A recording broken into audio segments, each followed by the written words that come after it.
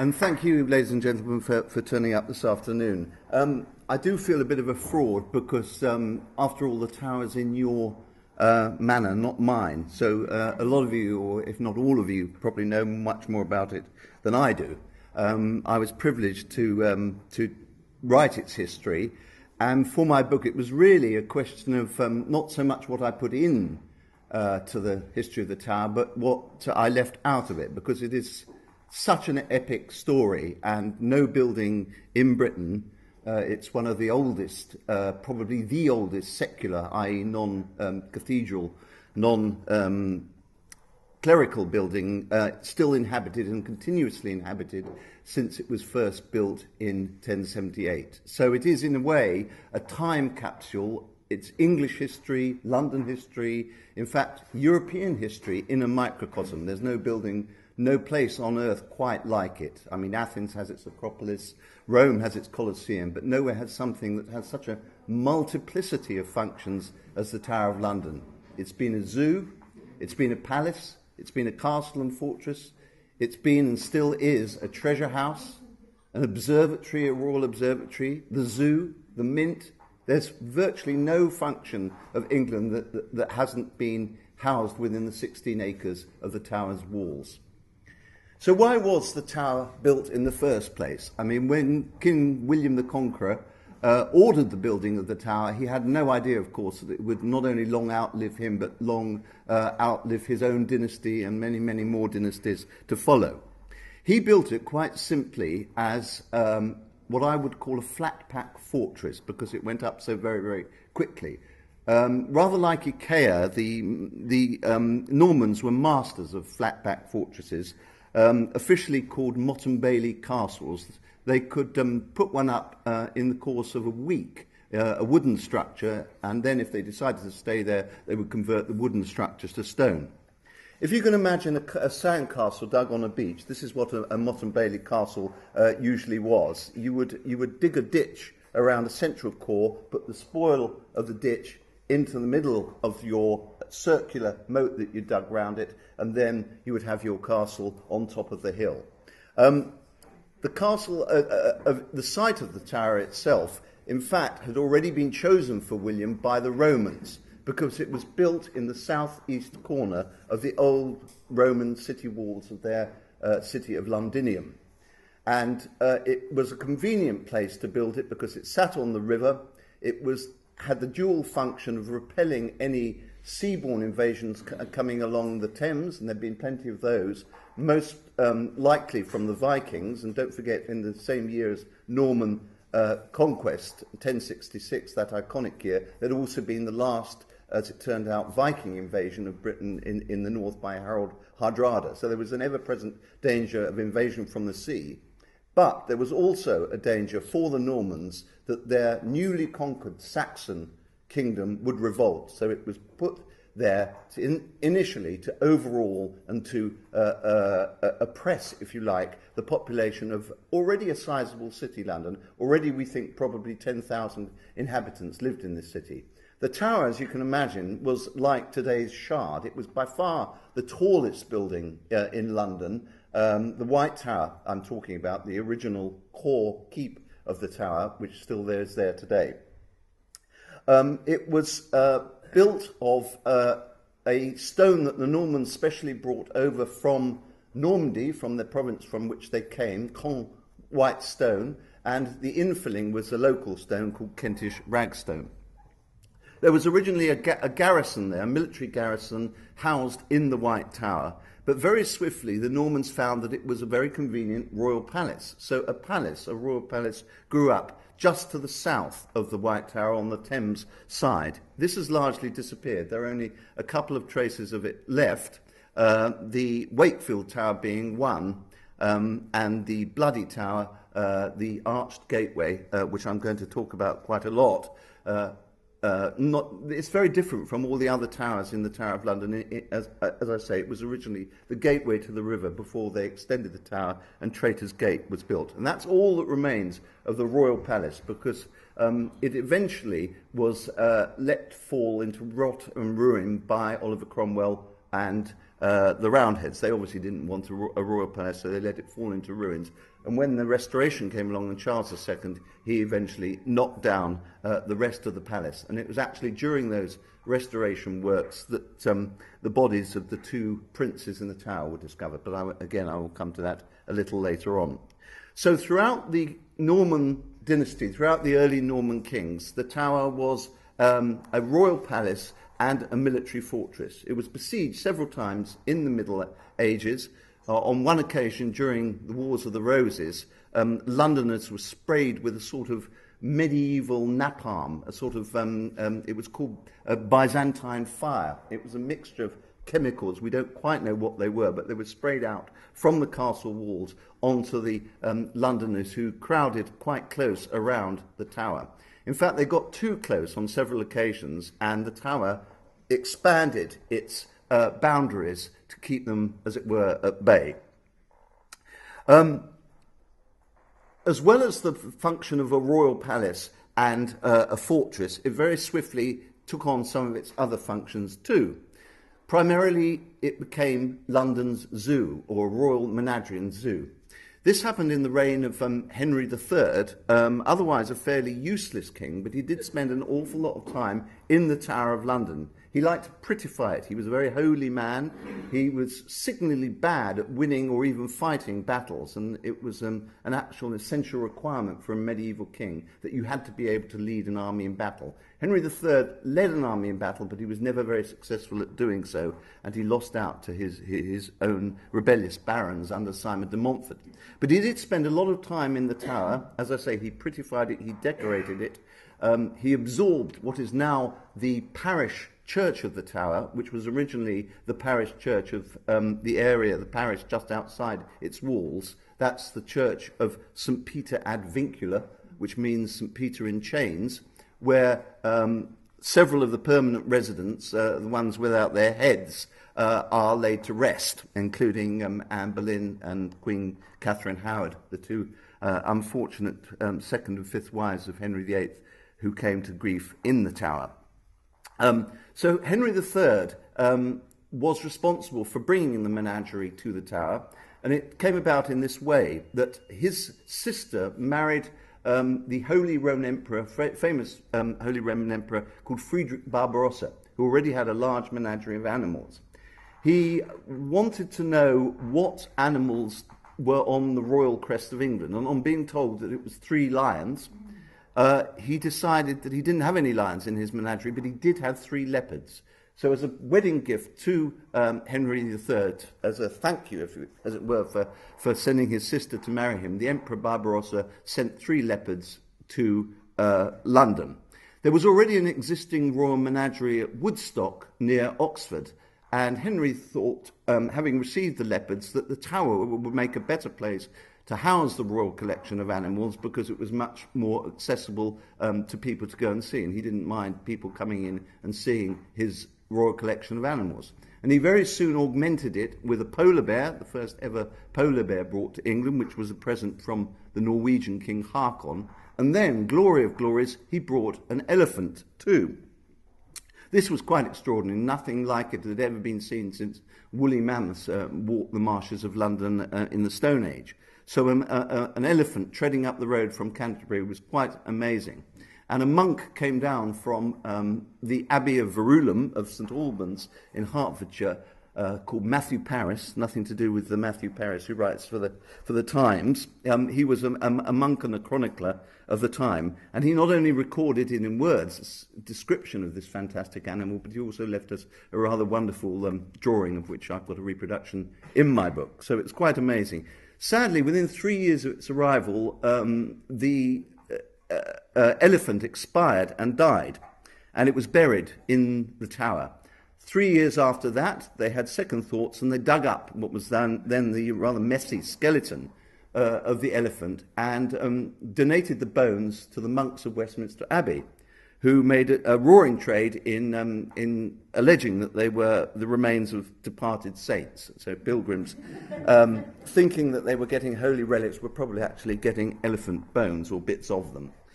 And the Elephant House made a very convenient prison.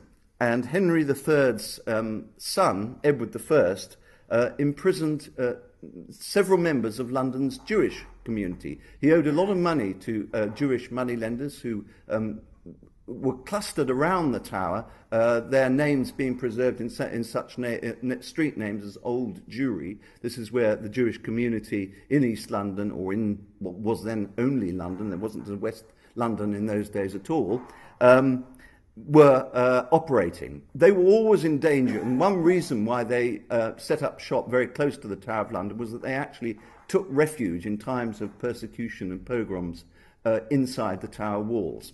But Edward I, because he owed money to the Jewish community, he decided to arrest several of them, and in fact they were imprisoned in what had been the Elephant House of the Tower of London. Which I suppose brings us to the function of the Tower for which it's most notorious today, which is as a prison. It wasn't an ordinary London prison, it was always a prison for the elite. I like to call it a VIP prison. Very important prisoners were imprisoned in the Tower of London. And the prisoners who were actually killed divided class-wise into those who had the privilege of a private execution within the confines of the Tower, who were strictly speaking usually only royals, or at least very, very high-ranking, and a slightly lesser class of prisoner, for example, Thomas Cromwell or Thomas More, who had to be executed outside the Tower, and they were executed on Tower Hill, roughly where the underground station of Tower Hill is today, was the site of the scaffold. The first prisoners who were imprisoned in the Tower of London, the first man that we have a record of being imprisoned there, was even predating Henry III. He was actually a prisoner of the third Norman king, Henry I, and he was a man called Ranulph Flambard. He was originally a chancellor and a justiciar, a lawgiver to the king William Rufus, the son of William the Conqueror. He was so successful at extorting taxes, George Osborne could have learned many tricks from him, from the peasantry, that like George, he made himself extremely unpopular. So that when William Rufus met an unfortunate death in the New Forest at the end of an arrow, the first person that the new king, his brother Henry I, picked on as a scapegoat, if you like, to deflect popular wrath and to gain popularity, was Ranulph Flambard, and he went from being the country's top civil official to being the first state prisoner in the Tower of London. Flambard then got another first, as well as being the first state prisoner. He was the first prisoner to escape from the Tower. And it's quite remarkable. If you look at the Tower today, it looks absolutely impregnable, thief-proof, very difficult to get into, almost impossible, you would say, looking at it, to get out of. There's two double walls, curtain walls, or at least there was when Edward I had finished building them, and very difficult to get out of. At the time when Flambard escaped, there weren't these curtain walls, and he managed to squeeze out of his cell window, across the moat, and get away, probably with inside help. He ended up making his peace with Henry I. He escaped his native Normandy, made his peace with Henry I, came back, and like the recently enthroned Archbishop of Canterbury, recently appointed Archbishop of Canterbury, he ended up as Bishop of Durham, and he's in fact buried in Durham Cathedral. So he's the first of about 36 escapers from the Tower, successful escapers from the Tower, of which we have a record. He was an interesting escape, but probably the most interesting escapee of all was one of the last prisoners to be imprisoned in the Tower of London under threat of death, under threat of execution. And that was a Scottish peer called the Earl of Nithsdale, who was imprisoned there at the end of the first Jacobite rebellion. The followers of the Stuarts, as you probably know, were known as Jacobites because their loyalty was to James, and the Latin for James is Jacobus, and they supported the fallen Stuart dynasty, very strong in Catholic areas of England and indeed in Ireland and Scotland. And he was a Scottish peer who joined the Jacobite rebellion in 1715, which was crushed by the newly arrived Hanoverians, and the Earl of Nithsdale was imprisoned and condemned to death in the Tower of London.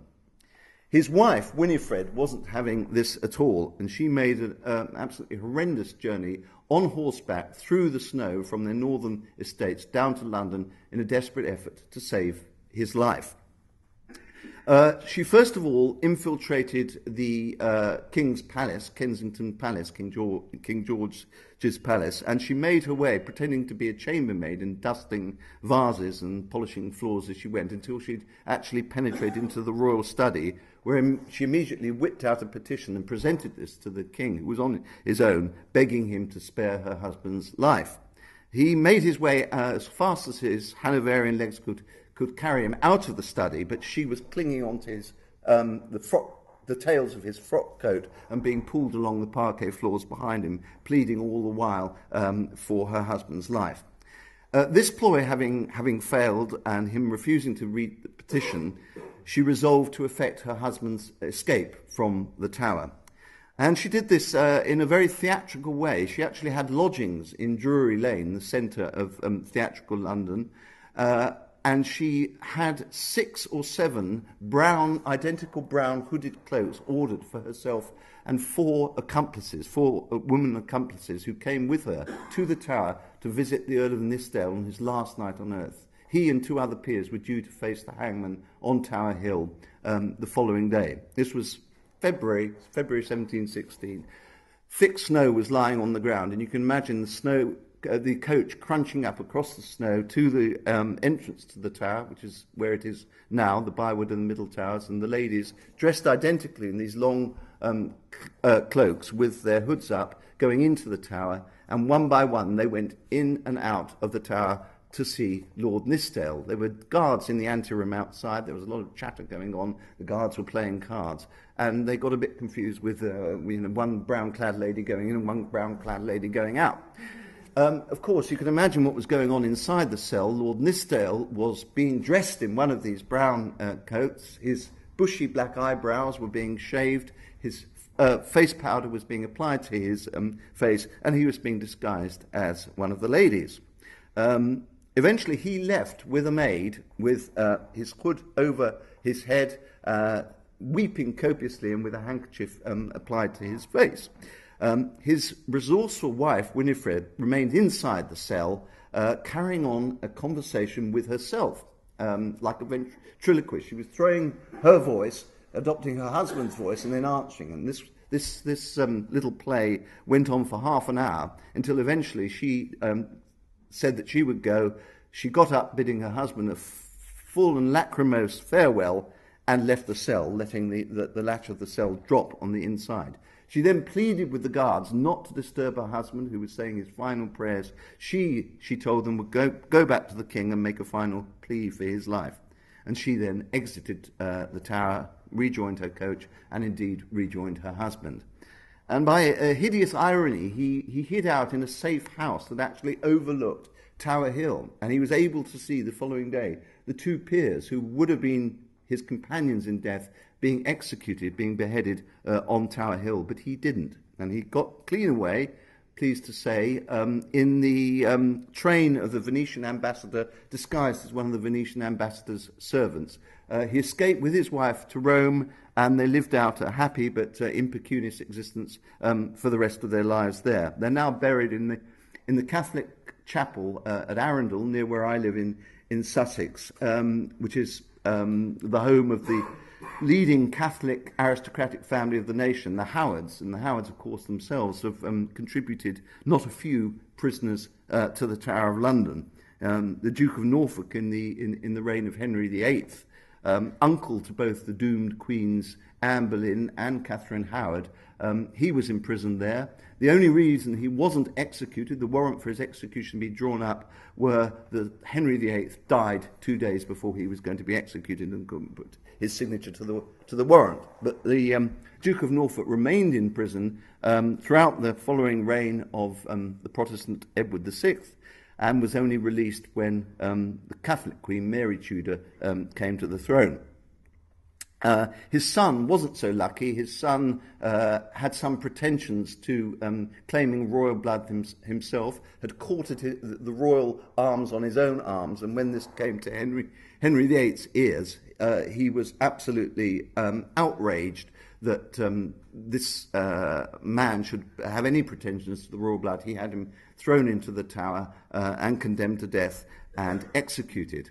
The Earl of Surrey, this was the Duke of Norfolk's son, he did make one or two unsuccessful attempts to get out of the tower before his execution.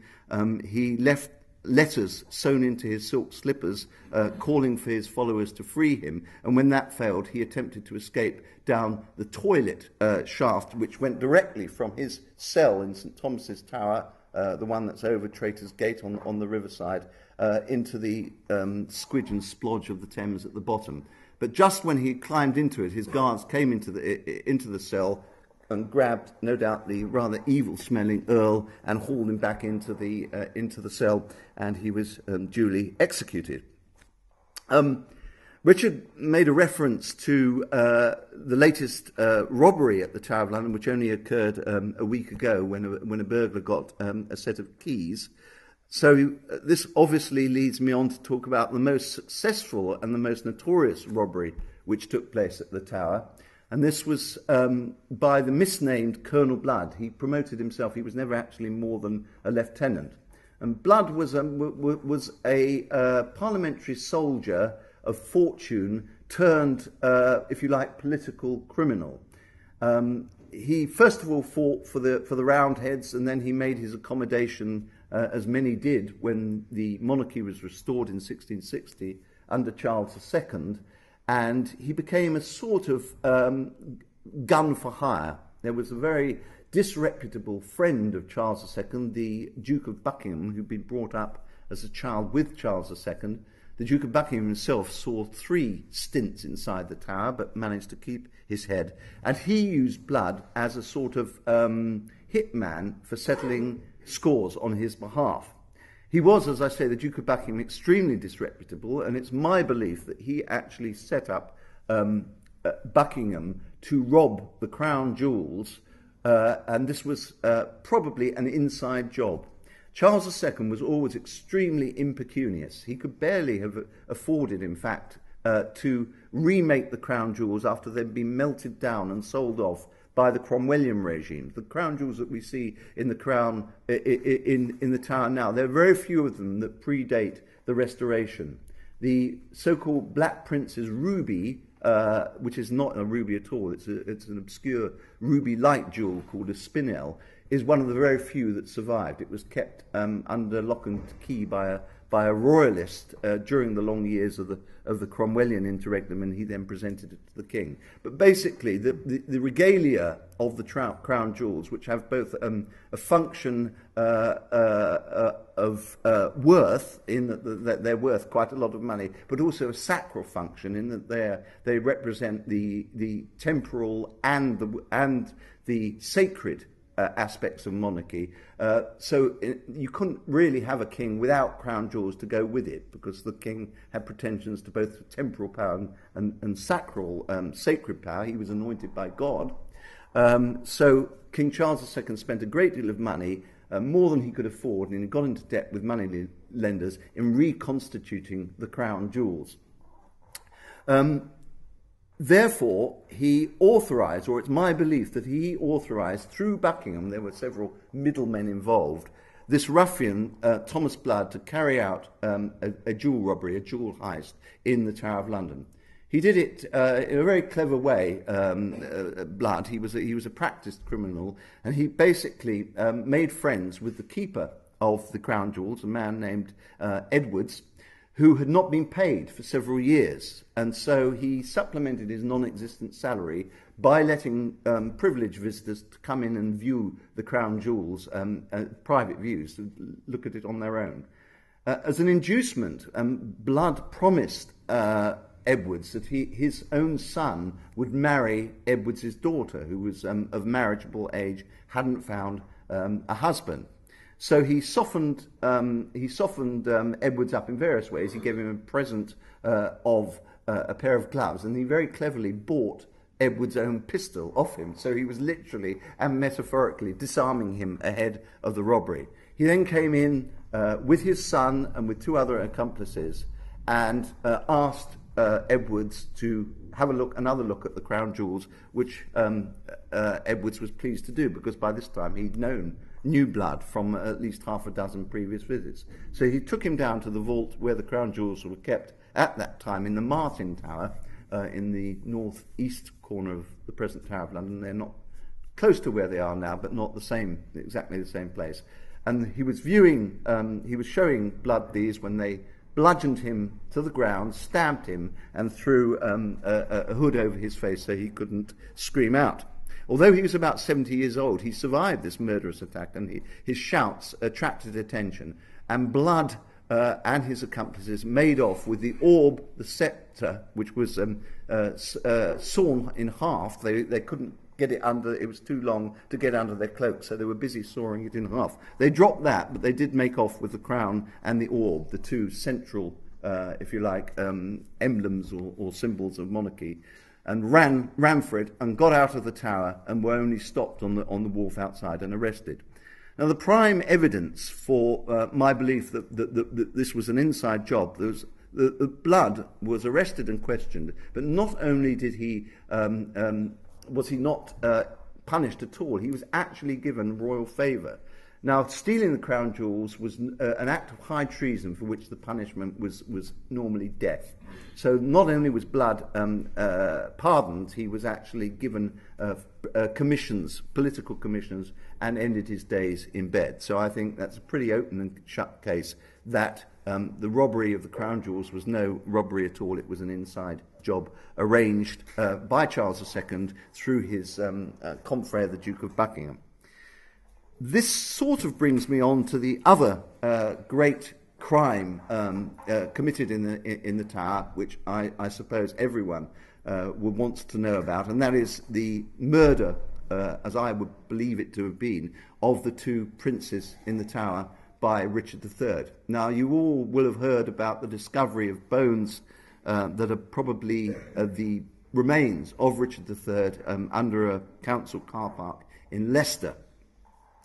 I hope there are not many of them here today, but I think there's an awful lot of sentimentality about Richard III.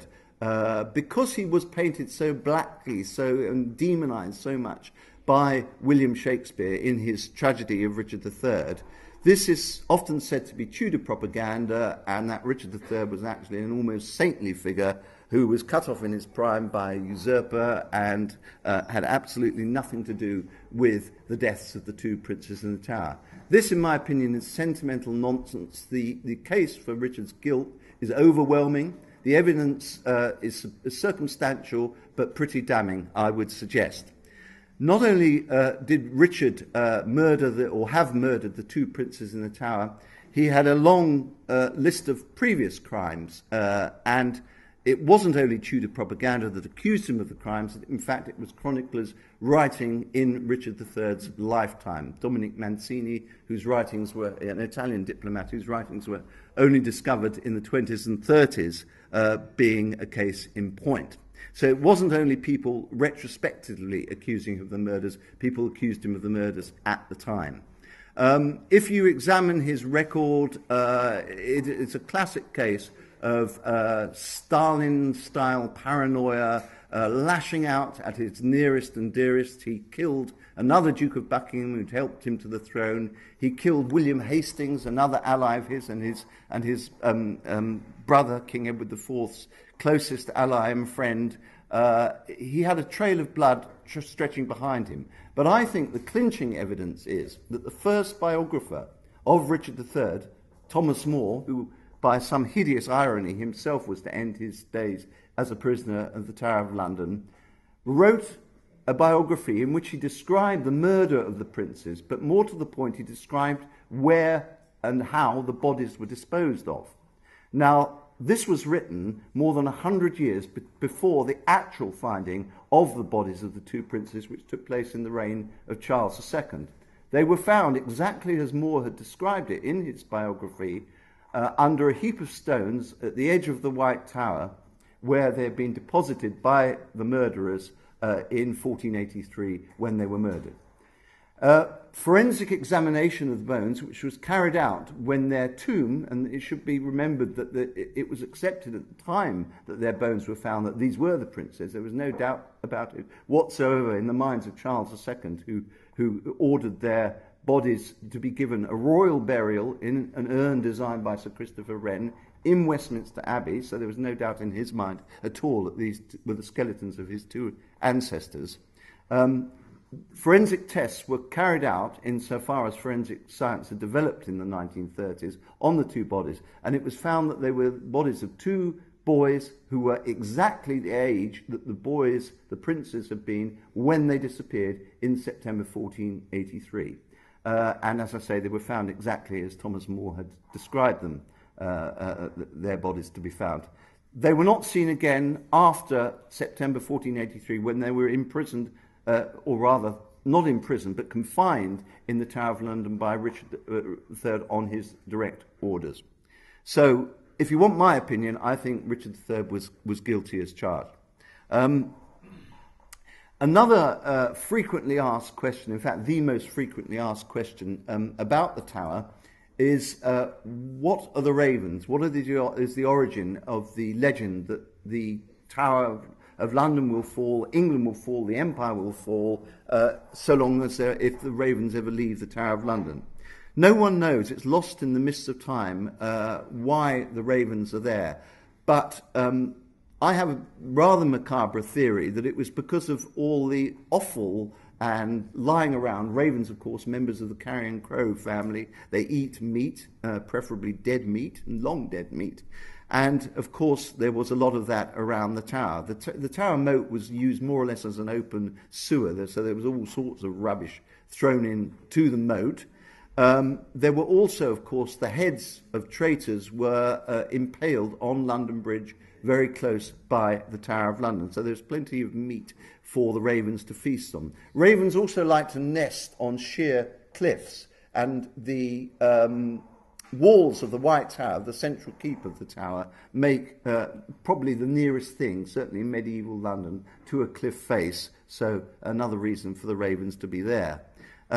They were actually responsible for the departure of the Royal Observatory. There, at one stage, the Royal Observatory was housed in the tower, and the Astronomer Royal under Charles II, John Flamstead, set up his observatory in the only round tower. The three of the towers on the White Tower, three of the corner turrets are rectangular. The fourth is round because it contains a spiral staircase, and this is where Flamstead set up his Royal Observatory. But unfortunately, the ravens did their business on his lenses of his telescopes, and he moved the Royal Observatory to a more convenient location at Greenwich during the reign of Charles II. So that was the end of the Royal Observatory's time at the Tower of London. I fear that my time is fast running out. As I said to you, I can only touch on a very, very few of the things that the Tower is famous for. And if you want to know more, you'll have to read my book. But I would end by people always ask me, well, when was the last prisoners imprisoned in the Tower of London? And I think it's quite interesting, in fact, that the Tower's present function as a tourist trap. It has 3 million visitors a year. It's far and away not only London's top tourist attraction, it's also Britain's top tourist attraction. They come there and they're always attracted by the macabre side, by the executions, by the murders, by the mysteries of the Tower of London. And it's interesting that when they first started to come there, which was in the middle of the 19th century, much to the Duke of Wellington's horror, he was the constable at the time, but Queen Victoria, allowed her subjects paying sixpence. I think it's 12 quid nowadays. It's sort of outrageously expensive, but in those days it was sixpence to get into the Tower of London.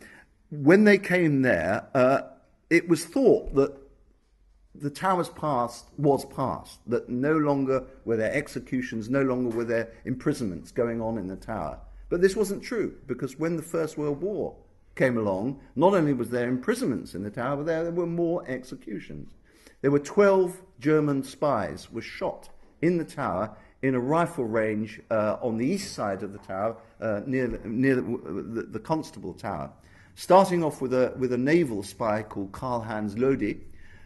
He was the first to be shot there in 1914, and when the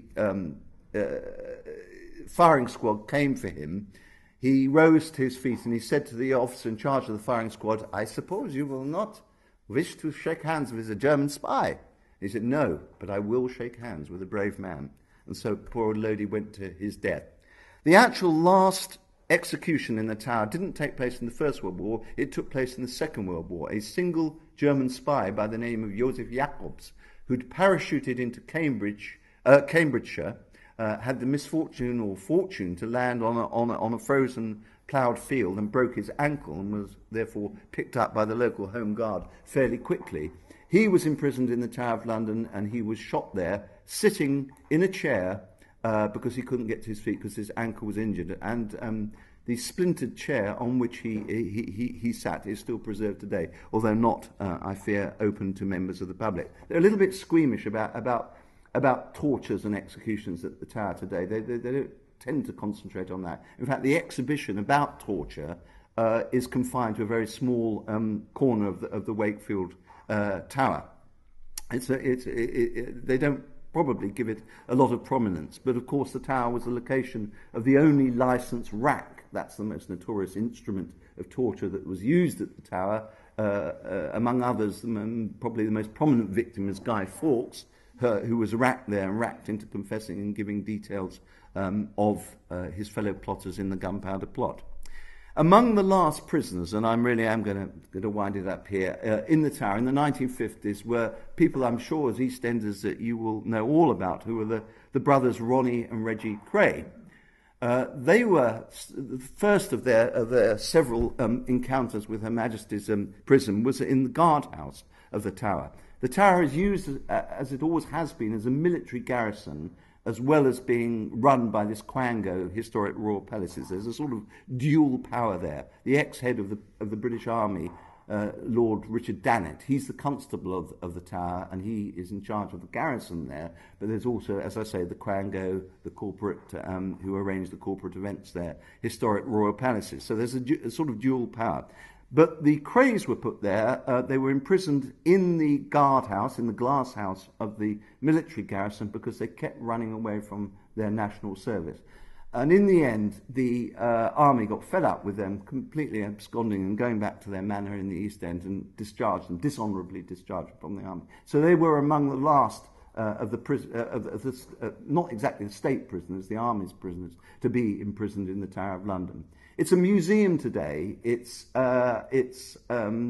gaudy, tasteless, if you like. There's even a sort of electrical game in which you can vote inside the bloody tower as to whether you think Richard III was guilty or not. On what evidence, we don't know. But it is, especially when the gates shut and when the tourists go home, it is incredibly atmospheric. If there are such things as ghosts, I think the Tower of London is thickly clustered with them. I spent one night there. I was very lucky. I was privileged to spend a night there, and it was the most, literally almost, certainly metaphorically haunting experience of my life. It's, as I said at the beginning of the talk, it's a microcosm of English history. Londoners, perhaps because of the high cost of entering it, tend to take it for granted. But I urge you to go and sample the atmosphere if you can, if you haven't been there for some years. Thank you very much. And of course, I'm happy to take questions.